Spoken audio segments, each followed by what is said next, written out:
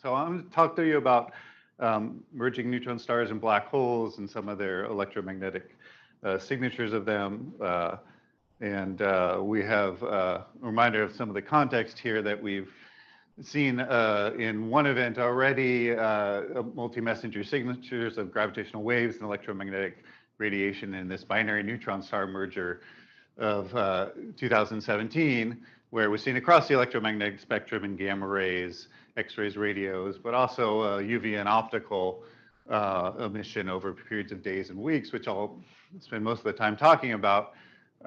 This we think is the material that was liberated from the system when the neutron stars came together and became unbound, formed into heavy elements, and then powered a radioactive glow over periods of days and weeks afterwards.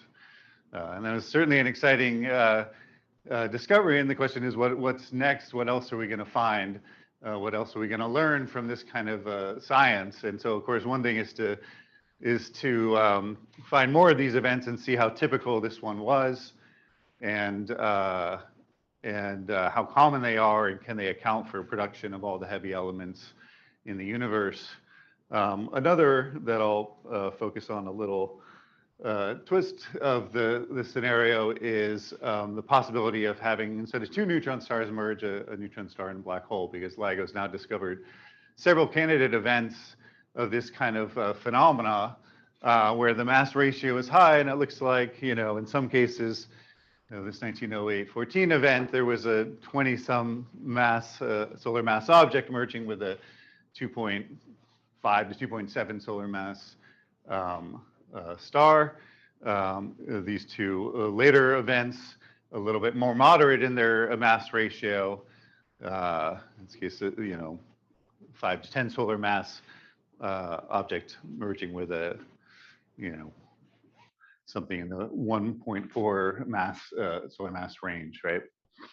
And so these are nice candidates for black hole neutron stars. It should be said, with the LIGO data, we don't really have any direct evidence of what these components are, other than their masses, some information about their spin. There's constraints on how extended they can be, but those allow for either neutron stars or black holes. And so the reason these are nice candidates for neutron star black holes is because we think black holes may come in masses higher, in this higher range. It's not possible to get neutron stars with masses above a certain value, and that the lower mass object is sort of nicely in the range of the neutron star.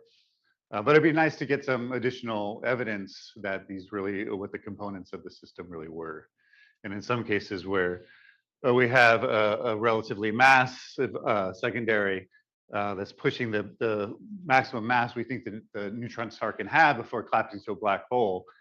And it's trying to learn if this is really a black hole neutron star, or whether there's some population of lower mass black holes in the few solar mass range, and that these are just the other types of binary black hole mergers. And so that's where electromagnetic information can come in handy. These events, for example, the large mass ratio event in 1908-14 was observed by large numbers of groups through electromagnetic telescopes in the optical infrared, as well as across the electromagnetic spectrum. Huge amount of resources, and here's just one example. The system was significantly farther away than the 2017 event, so 200 to 300 megaparsecs, and in a larger uncertainty region on the sky, so it was much more difficult to try to find an electromagnetic counterpart. But a valiant effort was put forth, tiling a huge range of the sky, discovering numbers of possible transients in the region that could possibly be candidate counterparts, all of which were ruled out for various reasons, doing spectroscopic follow-up. In other words, discover that they're supernova or other sort of known transients. And so no counterpart was found, but it was interesting exercise to show it was possible, and to put some constraints on what might have been seen.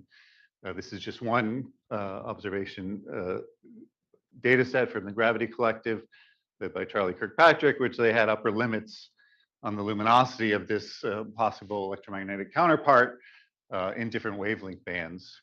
that basically showed that the event couldn't have been you know a few times brighter than the 2017 event, and tried to put some constraints about how bright the counterpart could be compared to certain models, and in a sense constrain the amount of matter that might have been ejected in the black hole neutron star. So that's the question that will continue as we go further. We have these black hole neutron star mergers. What would make them distinctive in their signatures from binary neutron star mergers? What might we see, if anything, that would tell us something about these systems and their possible contribution to the heavy elements? And the dynamics were thought to be somewhat different in these events, where a black hole, if it has a significant mass ratio, can actually tidally tear apart parts of the neutron star, send out some material in a tidal stream like this. Most of the matter will go into the black hole, but some amount will be held up in an accretion disk around the black hole.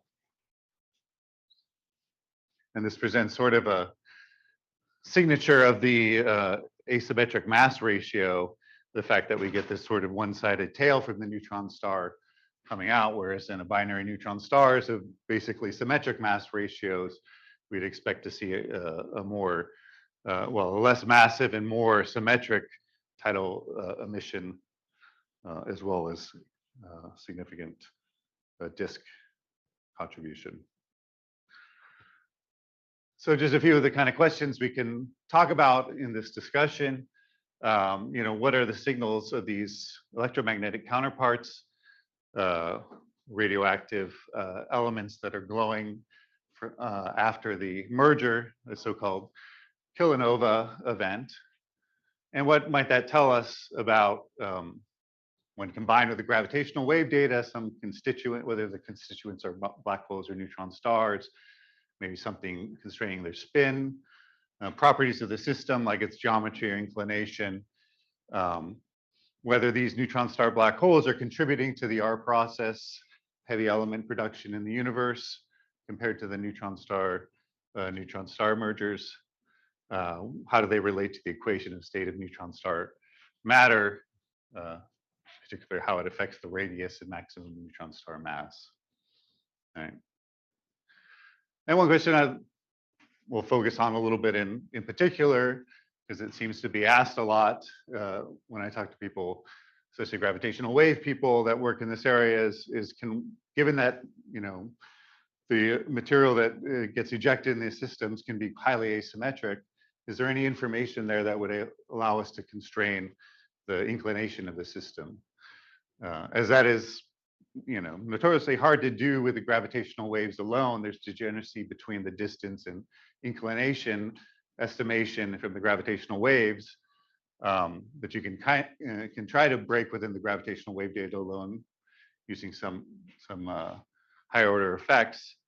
But is there anything in these systems in terms of the light curve, its anisotropy, its shape, the spectral signatures, or polarization of the light that we see, that may give us an independent handle on that and really kind of exemplify the joint value of having multiple messengers of these systems, right?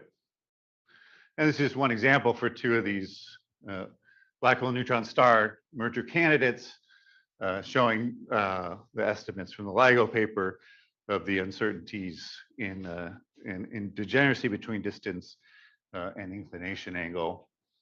One of the reasons that this is interesting, or something that you would like to know more about, besides just telling us more about the system that we're observing, is that it goes directly into potential application of these kind of events to measure cosmological distances and cosmological parameters like the Hubble parameter,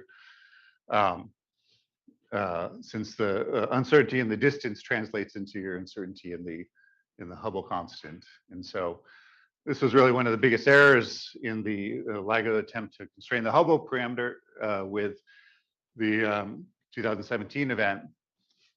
There's claims that if you add in electromagnetic data, that you can reduce this uncertainty get some handle on the inclination. This paper by Dewan, where they have some modest, by basically fitting the kilonova data, trying to constrain something about the inclination as well. Now, the inclination in this event was constrained by other electromagnetic data quite strongly, in particular gamma ray emission and X-ray radio afterglows that told us that we were looking at the system, nearly face on or just a little bit off of it. In general, we won't have that information. We may have, since it's pretty highly beamed in one direction, the kilonova emission is more isotropic and so may give us potentially a different handle on the situation. But with these kind of fits, it's not really clear what about the kilonova is telling us anything about inclination, how robust or reliable this is. And so the question is kind of what signatures of the system may tell us more. I won't have anything too optimistic to say in general about these questions. I'll kind of describe to you some of the processes and predictions of what we might see. In general, the system is complex and there's a lot of uncertainties and unknowns. And so it's going to be a challenge. There's no magic bullet that I've seen so far that will tell you everything you want to know. But maybe if you put all the data together in some sort of systematic analysis that accounts for all the uncertainties, you can improve these kind of estimates. So let me just tell you a little quickly about the kind of standard story or standard model of what's going on with these kilonova, and then we'll just see a little bit of how things are different in the black hole neutron star merger. A lot of the physics is similar in both binary neutron star and black hole neutron star. There's just some twists in the geometry and dynamical processes. But the basic idea is one way or another, if you you liberate some neutron star matter from a neutron star in the merger, and you have some neutron-rich gas of the neutrons and protons. Eventually, they'll assemble through some alpha process into some heavier seed nuclei with some neutrons left over if it begins out neutron-rich.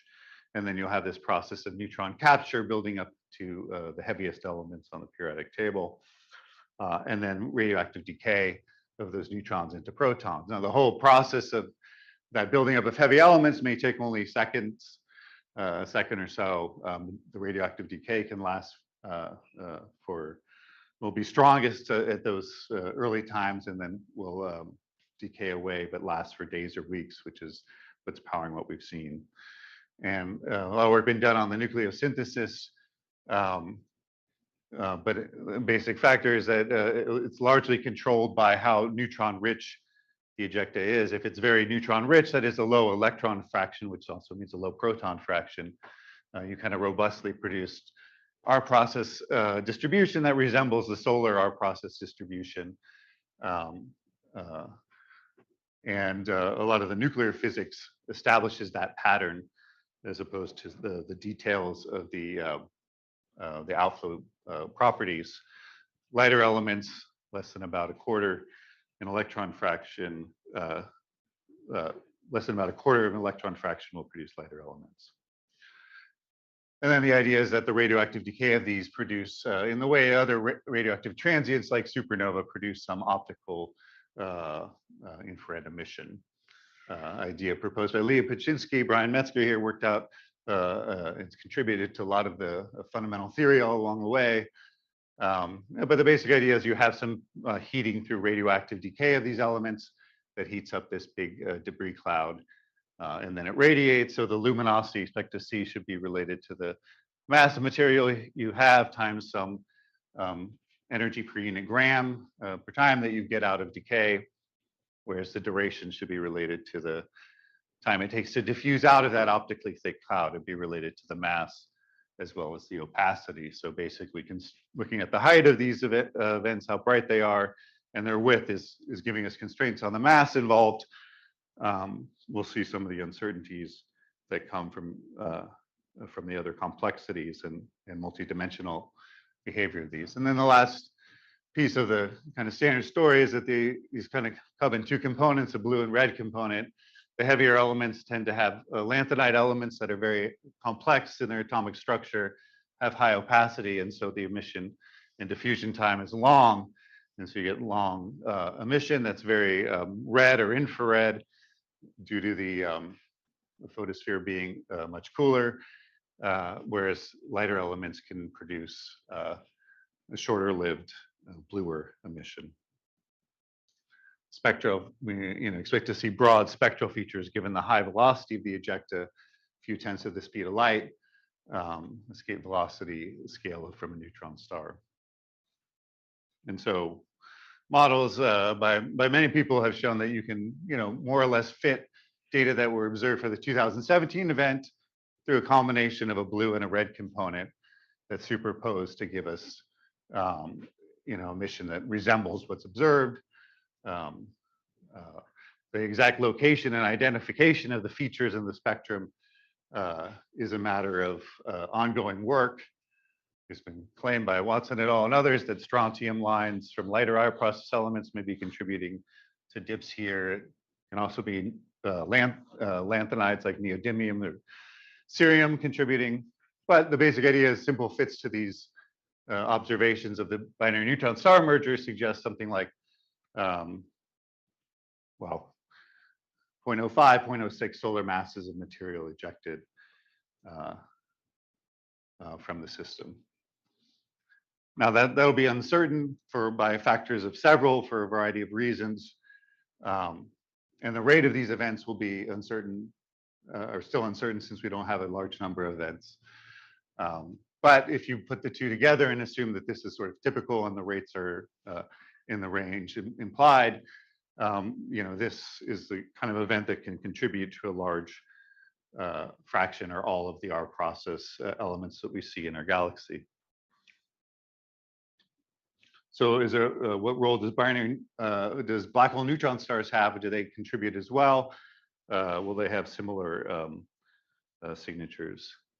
And the answer might be that they contribute nothing and that they're really uninteresting and that most of the rest of this talk is not all that relevant. And the reason is that for a large region in the parameter space, in particular high mass ratio, the neutron star can just be swallowed whole by the black hole without liberating any material at all, giving no heavy elements and no kilonova signal, right? And basic idea is that the neutron star tidal disruption radius has to be outside of the innermost stable orbit of the black hole. And so, this can be done with detailed calculations, or this is just plotted using the simple scaling relation from Francois Foucault, showing that, for a non-spinning black hole and a typical neutron star, typical radius, if the black hole is more than, 2.5 or 3 solar masses, most of the neutron star is just going to be swallowed whole. Now, you increase the spin of the black hole, the innermost stable orbit goes out, and so you may be able to disrupt stars even with a larger black hole, assuming that the orbit is, in the same direction as the spin. And so it may be possible to have larger mass ratios if you had a spinning black hole, although it's not clear that the spins of these black holes will be significant in the first place. Question? I was wondering if the equation of state of the neutron star matters at all on this plot, if you can shift significantly things within the theoretical uncertainties or not. Yeah, it does. So the other issue is the radius of the neutron star. This simple parameterization is using the mass as a proxy for some standard assumption about how the radius may change with mass, going to smaller mass, giving you a larger radius and able to be disrupted at the larger mass ratio. But that's but for different, this will be dependent upon the equation of state and how much the radius changes in terms of the mass of the neutron star. So there'll be some range here, which is in a sense, if we see a kilonova emission from one of these systems, of course, it implies there was a neutron star involved, and that the fact that it will have to lie somewhere in this allowed region will tell us something about the spin and potentially the equation of state of the neutron star. So just the detection alone, combined with the LIGO constraints on the mass ratio and otherwise, will be of interest. And the ejection mass, we said there'll be some tidal material that gets flung out. There'll also be a material that falls back and forms a disk around the black hole. And then there can be post-merger evolution of that disk that over larger timescales can eject a large amount of that disk in winds. And that material may be less neutron rich and form less heavy elements due to the neutrino radiation in these hot regions here, which can tend to turn preferentially neutrons into protons, right? So in the neutron star merger events, the tidal ejecta seems to be quite small in these symmetric systems, almost negligible. There may be some material that gets sort of dynamically shot out as the stars come together. But it seems like the most promising way to explain the ejecta seen in the binary neutron star is through largely post-merger winds. Those may be present as well in a black hole neutron star, but for certain parameters, you can get very large amounts of mass, 0.05 solar masses, 0.1 solar masses ejected in the tidal tail. So I'll say more about that since it's really a distinctive feature of the system, right? So this is one simulation of the black hole neutron star merger tidal ejecta. This is for a 5 solar mass black hole with a 1.4 solar mass neutron star. The spin of the black hole is high to make sure that the neutron star got ejected. And the inclination, the orbit alignment of the orbit was offset from the spin axis of the neutron star, which leads to some qualitative differences. Now you see it has sort of the structure of a thin fan that gets flung out, a very thin structure and large axis ratio, a very strong asymmetry there.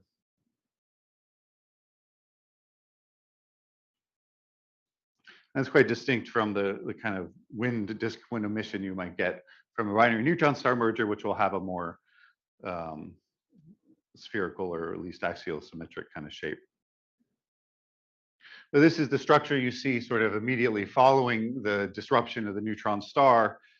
It'll be modified in the subsequent evolution of the system, and that's a phase that is not always taken into account.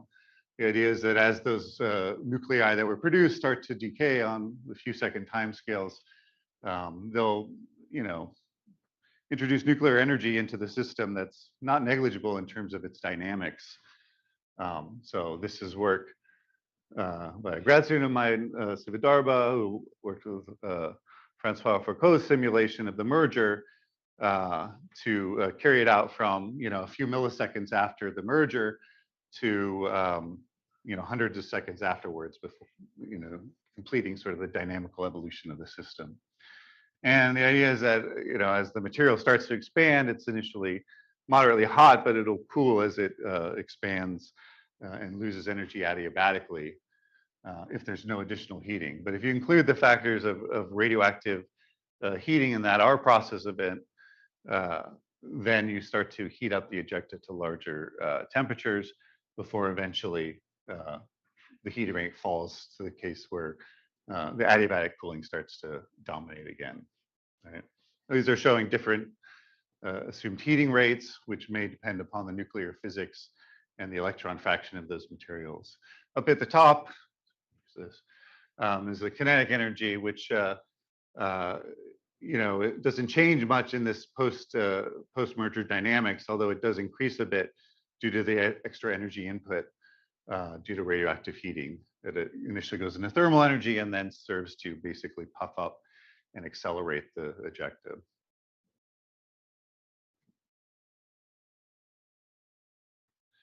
And that effect has some influence on how much, globally, how much kinetic energy and mass winds up getting ejected here. These are distributions from that model showing you the electron fraction and the velocity. The electron fraction is here very low because it's basically just neutron star matter that was torn off of the surface of the star.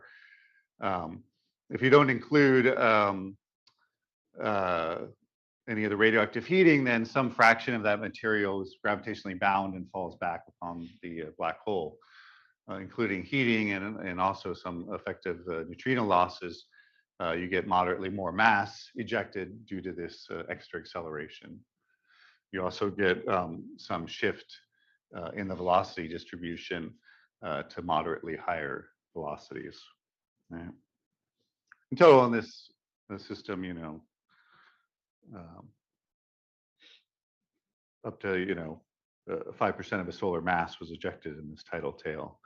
And so after running it through the general relativistic hydrodynamics simulation to follow the dynamics after the merger itself, that tail has expanded out and puffed up into something larger than the initial flat disk that we saw originally.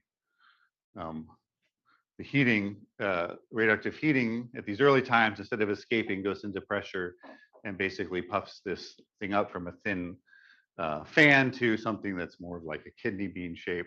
There's still a net asymmetry here, but it's much more mild, only about a factor of, maybe an axis ratio of 2, almost looks like an ellipsoid about an axis ratio of 2.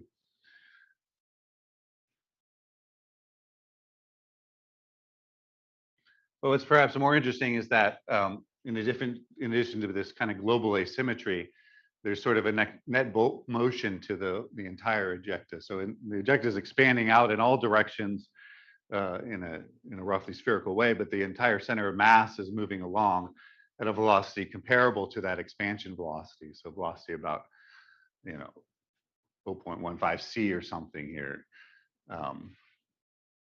in this direction. That's distinct from typical sorts of transients in supernova where the center of mass is sort of fixed at 0. This is sort of a bullet or a kidney bean bullet that's been shot out in one direction. And that'll have implications for what we see, looking from different directions, whether this thing is moving toward us or away from us. And again, distinct from what you might get in a binary neutron star, where we expect to have a more symmetric configuration and no sort of bulk directed motion. I'll say, although I won't talk much about it, but there's a lot to say about it, is that in addition to the tidal material, that material that forms around the black hole in an accretion disk will go through some phase of accretion and lose material in winds, as well as potentially producing relativistic jets. And this has been studied by a number of groups. This was just a recent paper that appeared on the archive by Gottlieb and Sasha Tchaikovsky and others. But a large amount of the mass in this disk, maybe 40% or so of it, will wind up being ejected in winds afterwards. That outflow, at least in these simulations, which include general relativity and magnetohydrodynamics, tend to be aligned along the axis a little bit more and have this sort of prolate symmetry. And also a range in the electron fraction that may be higher than the tidal material and have some angular dependence, being higher in the polar regions and lower towards the equator. That's due to weak interactions that occur more in these lower density polar regions than along the equator. A lot of physics involved in these simulations and a lot of ongoing work to improve the treatment of those weak interactions and the neutrino transport and to improve the quantitative accuracy of these kind of simulations.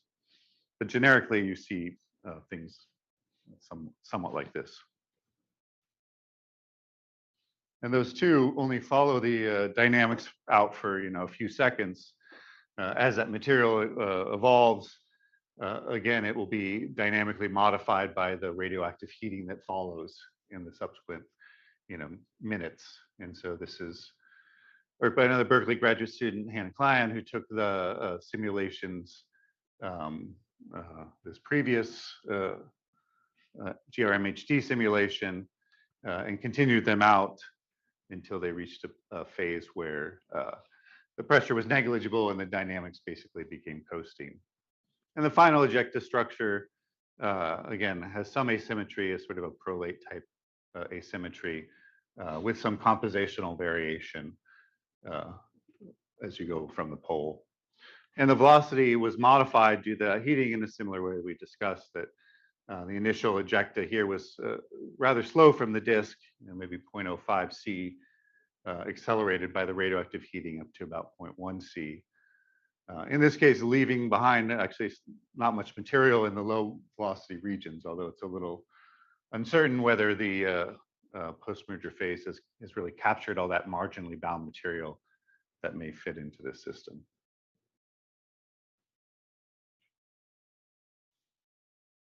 Well, what do these look like when you model their light curve? So this is radiation transport simulations done by Siva using in this case, just the tidal tail ejecta, not the disk wind material, and showing the bolometric light curve you expect to see from the kilonova as a function of time, basically for a number of different viewing angles of that system. And as might be expected, given the large asymmetry that you saw, there's a big variation. There's anisotropic luminosity, variation of factors of 2 or 3 in the peak brightness of this, which tend to converge a little bit at later times. Yeah, question. Is there anything preventing these models from being, I guess, adjustable or pushing back to earlier times? Then back to these earlier epochs. Yeah, like 20 minutes. Yeah, some of these calculations can be carried out. They become computationally more expensive as you go back in earlier in times.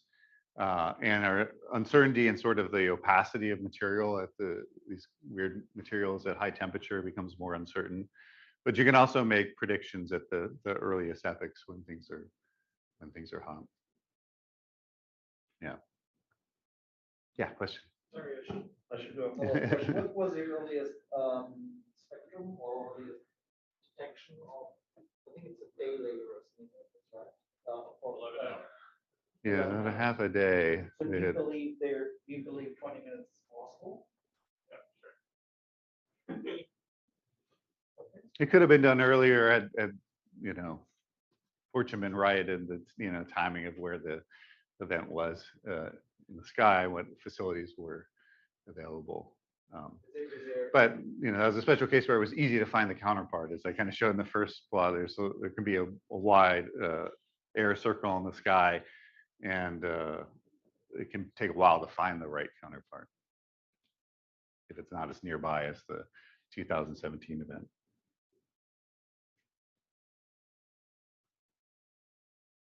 So this can be kind of complicated to try to understand what's the effects driving these variations. It implies that just naively using a 1D model to fit data can result in mass estimates that are wrong by factors of a couple, 2 or 3. Despite the complexity, you can basically, we found, break it down into 2 physical effects that drive the variation in luminosity with viewing angle. The first is that, at least at these later times, around peak, where radiation has been able to diffuse through the bulk of the ejecta, it can roughly be approximated by thermal emission from the surface of the ejecta, basically a near constant temperature black body, which means the emission should just scale like the projected surface area of that system. And so, for example, for a perfect oblate ellipsoid, you can write down analytically what the projected surface area is as a function of the viewing angle, and write the luminosity as some function that depends on that projected surface area and evolves with time. And then these dashed lines are just analytic, simple models like this that show that they capture, for at least these simple, idealized, in this case, an ellipsoidal geometry, fairly well the effect. And one thing you notice here is that there's more dispersion at earlier times near peak than at later times. And that's because as you go later and later, eventually you become optically thin, and the system will head towards being isotropic, where the emission is equal in all directions if there's no bulk velocity. And so already coming to this question of can we constrain the inclination of the system in any way? Well, one thing that pops out is maybe some measure of the variation, this decline rate variation in sort of the peak luminosity to some luminosity on the tail. It's just showing you, you know, another way of visualizing. In this case, for the actual 3D black hole neutron star merger, I showed you how it varies as you move around due to this projected surface area effect. So we saw it had sort of a kidney bean shape of axis ratio of 2 or so. And so the sort of analytic approximation describes fairly well its brightness variation as you go from face on to edge on, but with some variation as you change the phi angle as well in a more complicated way. But basically, that projected surface area captures well, at least one factor that it leads to its anisotropy, which is a useful rule of thumb. It just tells you that you can easily estimate how big the effects will be and how much you have to modify your expectations by analyzing the bulk geometry of the ejecta itself. Here, kind of showing you whether that peak to tail ratio, which seems apparent in sort of simplified models, is actually effective at being an indicator of inclination. There is some mapping here between this measure of the ratio from the luminosity at peak to the luminosity 5 days later, along with the, in this case, the angle relative to the orbital direction. But it's not a very strong effect, varying only from 2.4 down to 2.0. And it also depends upon the phi angle due to complexities that I'll talk about in a second. Moreover, it's degenerate with other effects. For example, the radioactive heating rate, which is fixed in that one model, but for different ejecta may vary by some significant factor due to the production of different elements with different heating rates and lifetimes. This is just showing you for nuclear reaction network calculations of the heating rate for different values of this electron fraction, which can show a spread at late times as well. And the fraction of this radioactive energy that actually gets deposited and thermalized in the ejecta and is re-radiated as optical infrared light can vary as well with the conditions of the ejecta. So there's other factors that may influence this decline rate, this peak to tail ratio. There's information there about the inclination, but it's not in itself going to tell you what the value is. The other physical effect that's influencing the luminosity you see from these systems is this bulk directed velocity that I mentioned, that the entire system's moving in one direction at some significant velocity.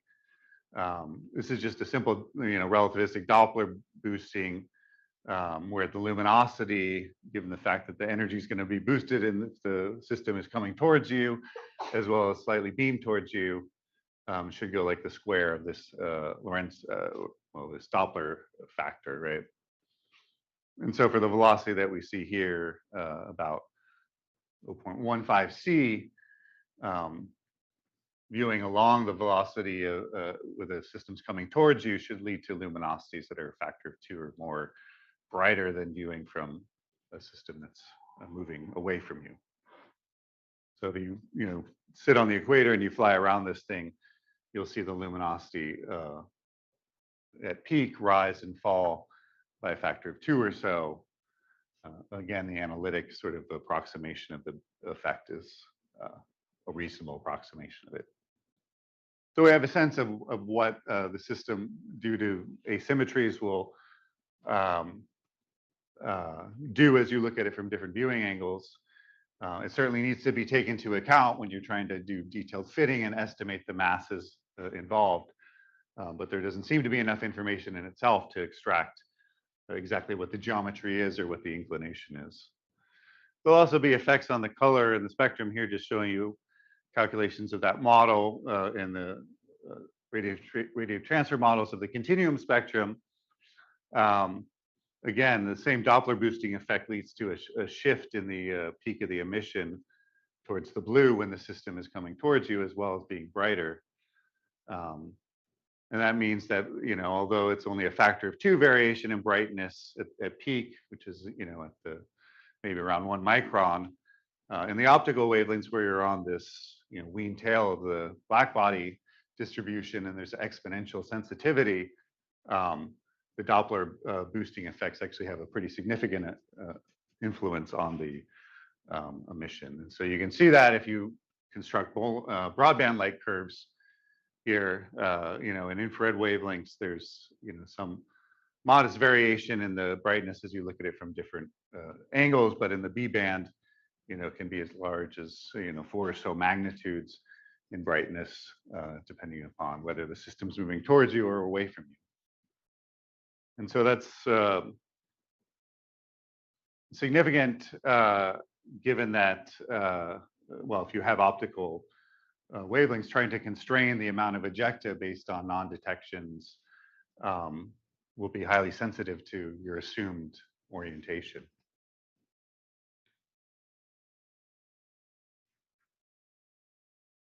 There's other subtle radiation transfer effects that affect things, particularly at early times. Here's a calculation that's going to earlier times.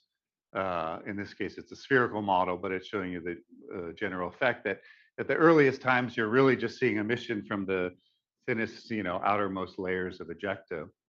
And how steep that ejecta is actually is quite important to how bright things are in the UV and B bands.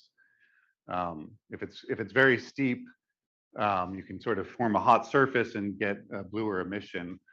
Whereas if it's more shallow in the density profile, well, there'll be material above the photosphere, even a very small amount of material, which will have strong line opacity that will blanket out the brighter bands. And so these effects of that I talked about before, of the expansion phase where you have radioactive heating kind of inflating the system, can be quite significant. I mean, in the original black hole neutron star merger, there was sort of a sharp cutoff in the amount of mass above about 0.3 C. In the original system, since you proved material off a neutron star with a rather sharp surface, and run by its, run with just the original structure, this can lead to some bluer emission because you've sort of formed this very hot, sharp surface. And so some earlier works have suggested that you might have blue emission from black hole neutron stars, but the inflation of the system and the radioactive heating tends to sort of smooth out that material at the outer edge by having pressure gradients drive this out. Again, there's some uncertainty in how well these numerical simulations capture the small amount of mass at large radius and what the dynamics are there afterwards. And there could be interesting additional heating mechanisms, which Brian's discussed about whether if it's very neutron rich, you might have pure, free neutrons in the material at the highest velocity that would decay on the neutron decay time scale about 15 minutes and lead to additional heating at the various earliest times. But again, how bright that is probably rather sensitive to the density profile out there, which is hard to constrain. In addition to the color continuum of the spectrum, we can look at line features, which actually do provide somewhat more diagnostic power. This is a somewhat simplified model of that black hole neutron star tidal tail here, which we've added in addition to continuum, kind of an individual strong line feature to kind of highlight the kinematic effects on the spectrum.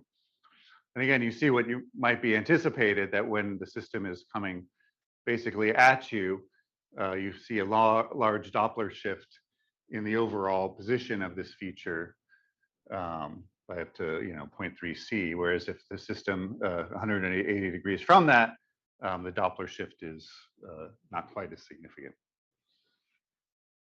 And both the position of the minimum and the peak shifts as well. So the potential effect to kinematically see whether the system is coming towards you or receding from you. one of the uncertainties is we still don't have a good handle on what the spectral line features are that really dominate the kilonova spectrum.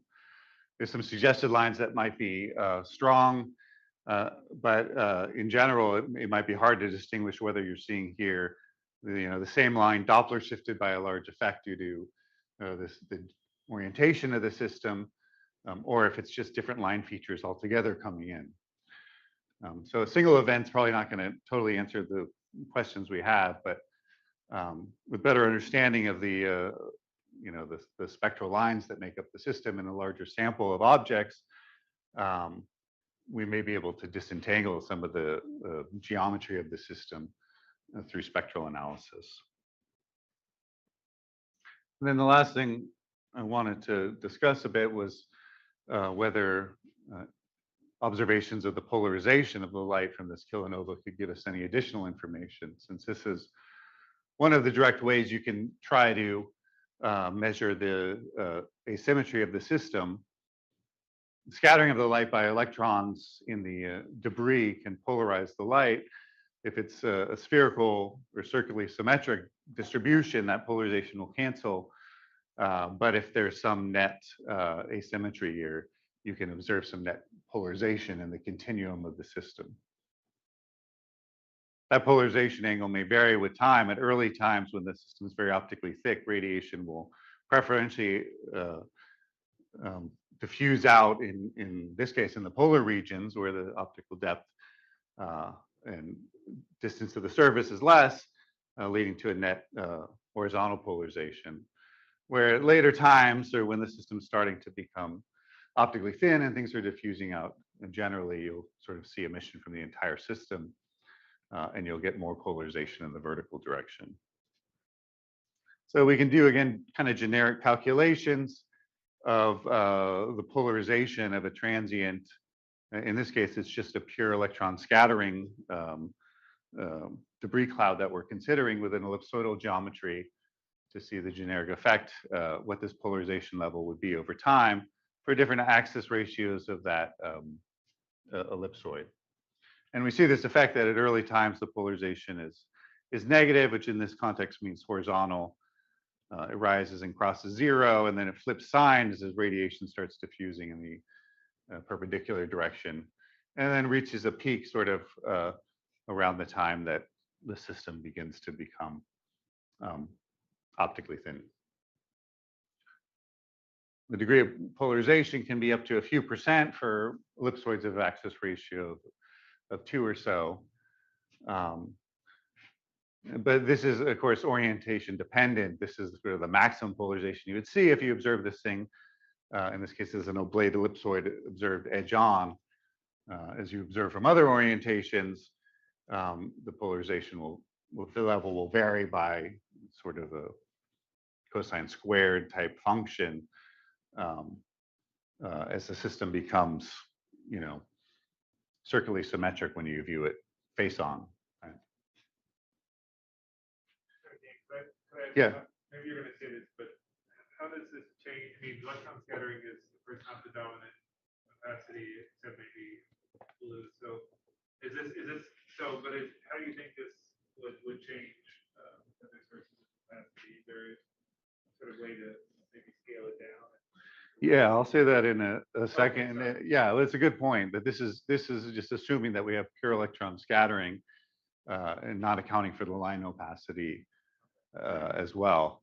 There were calculations, or actually observations. Well, there have been previous calculations of polarizations in this kilonova context by Bull et al. It finds kind of similar values.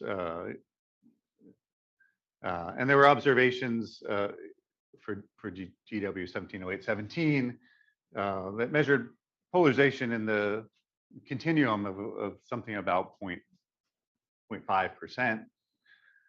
It's unclear whether that polarization is sort of intrinsic to the system or is just polarized by, dust scattering along the line of sight. So more polarization, and particularly a time-dependent polarization that would actually see this evolution of the polarization in the expected fashion, would be better for constraining the geometry. But yeah, you see that naively, if this was a pure electron scattering system, this would constrain it to be either quite symmetric or a viewing angle inclination close to face on. But there is a strong depolarization due to line opacity. So electron scattering opacity is actually subdominant opacity in these mediums. And the lines, as far as I understand, will tend to depolarize the light and subtract this effect. And so again, when you have the heavy R process elements and these lanthanide species involved, the opacities are quite large. The ratio of line opacity electron scattering can be, a factor of 100 or more or greater. And in this case, you'd expect that essentially the entire polarization signal will be destroyed by depolarization by interaction with lines. If you do have some lanthanide poor material, lighter R process, then if you go far enough into the infrared, at some point the electron scattering starts to become comparable to the lines. So this again is sort of pessimistic for using this as a powerful diagnostic of the geometry and inclination of the system.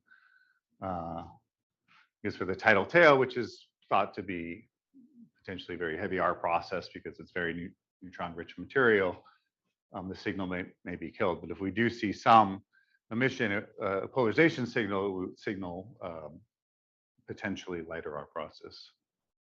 And again, I mentioned before that there, in addition to tidal ejecta, there may be disk wind material that comes out in the sort of polar regions.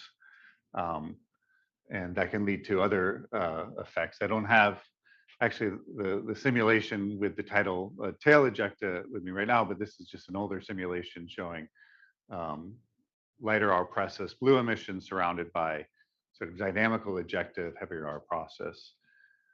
And showing that for certain viewing angles, you'll be able to see blue emission and potentially polarization signals, whereas for other angles, the heavy R process high opacity material will obscure that disk wind material.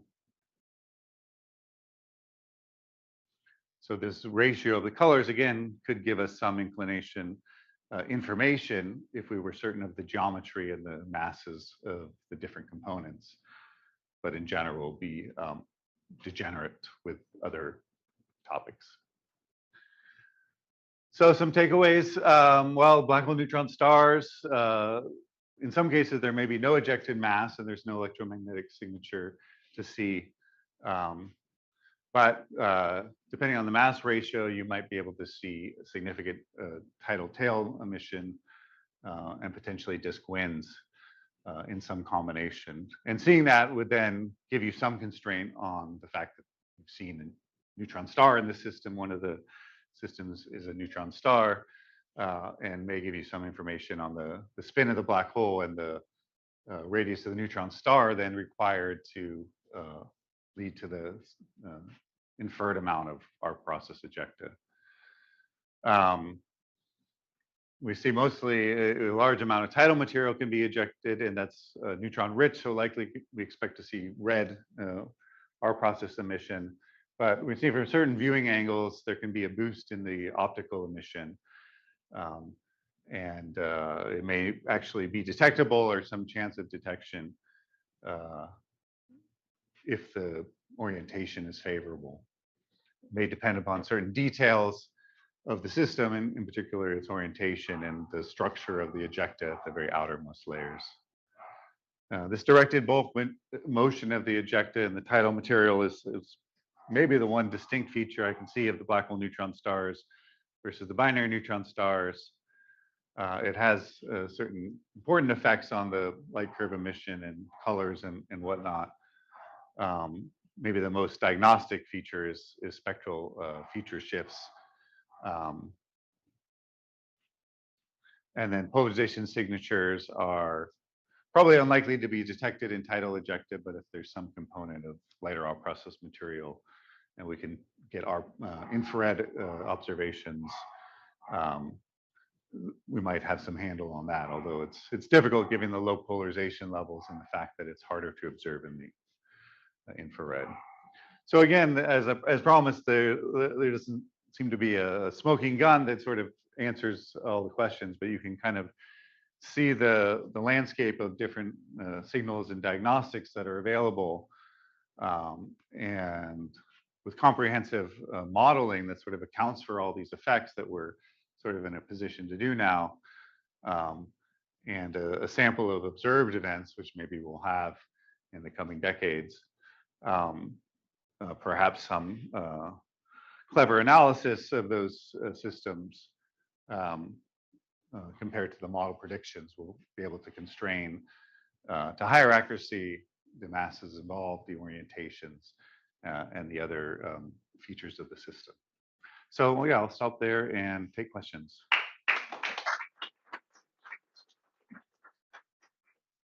Thank you very much for the very interesting talk. So first, do we have any questions from Zoom? We'll just give people a moment. Or from the room, for that matter. Yeah, Brian. Thanks for the nice talk, Dan. I guess Yes, please. Okay. I guess I was going to ask you a little bit about nebular diagnostics. So when we get to the nebular phase, if we're so fortunate to point JWST there, and there's a lot of infrared line emission, should we learn anything from the shapes of the lines, or are these Doppler effects just going to wipe out any difference between axisymmetric and one-sided ejecta, for instance? Yeah, that's a good question. If we can observe late enough that we see the system when it's in a completely transparent phase, which may be weeks after the merger, we're not quite sure what we'll see yet. It depends on sort of the emission properties of these elements.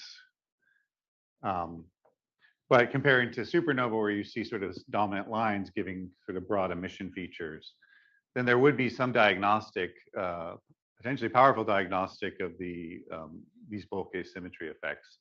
So if you had something that was, centrally expanding, you might expect to see features that were sort of symmetric around the rest wavelength of the line, or complex of lines that are reducing the emission. But if there's a net bulk motion, then that entire peak of emission in that line complex will be shifted depending upon your viewing angle. Again, the complexity is we don't know very well what the lines that are going to be relevant at those phases, and all the non-equilibrium physics that goes into sort of modeling that phase. But I think it'll be kind of comparable to what I said about the earlier phase, where if you would see sort of net Doppler shift effects, this time in emission instead of absorption, which would give you some diagnostic of sort of the basically the emission profile across this nebula.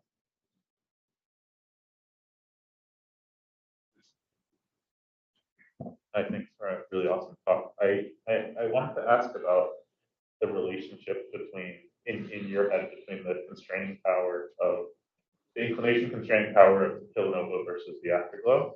It seemed from what I took away from your talk that you're saying that the kilonova has the most constraining power on the inclination at small inclinations, which is also, but then your argument seemed for the why we need the kilonova and not use the afterglow, because the afterglow can only be used at low inclinations. So I guess I'm trying to understand what's the scenario where the given how strong the constraining power for inclination is from the afterglow, what's the scenario where the kilonova helps you appreciably? I must have missed that. Yeah, maybe it wasn't so clear. I think that the afterglow is going to be more powerful when you can observe it, because you have sort of stronger asymmetry of the system, a stronger jetted material, and so you can, the variation of the luminosity is a much stronger function of the inclination angle, and the physics, at least the way it's modeled, is simpler um, to try to diagnose how the light curve in those bands will depend upon the parameters, as well as in some cases like in the 2017 event, they could actually resolve jet structure in the radio. And so if that's all possible, then I think that's your best bet. But the question is, in general, things are farther away. It'll be hard to detect those gamma ray bursts and afterglow signatures, unless you're really pretty close to on axis. So you may be limited to a small range where you'll have a very good handle on the inclination. And the question is, the more general case where you have something that's larger, more significantly off axis, can you do anything to constrain it from the kilonova itself? And I'm not so optimistic that's easily done given all the degeneracies that we've seen. There's information there, but whether you can sort of isolate it in a clean way from the kilonova data, I think is a challenge. But. Yeah, just a quick follow-up. So that makes a lot of sense. I guess what I was looking at in your slides, again, seemed to show that most of the power for inclination constraint comes at lower inclinations from the kilonova. So I guess the question is, would a non-detection of the GRB or the afterglow constrain your inclination better or worse than the amount of constraining power you have on the inclination from the kilonova at higher inclination angles? Is that? Yeah, non-detection. Well, I guess there have to be some theoretical assumption there that in terms of the jet being produced and the energy of that jet,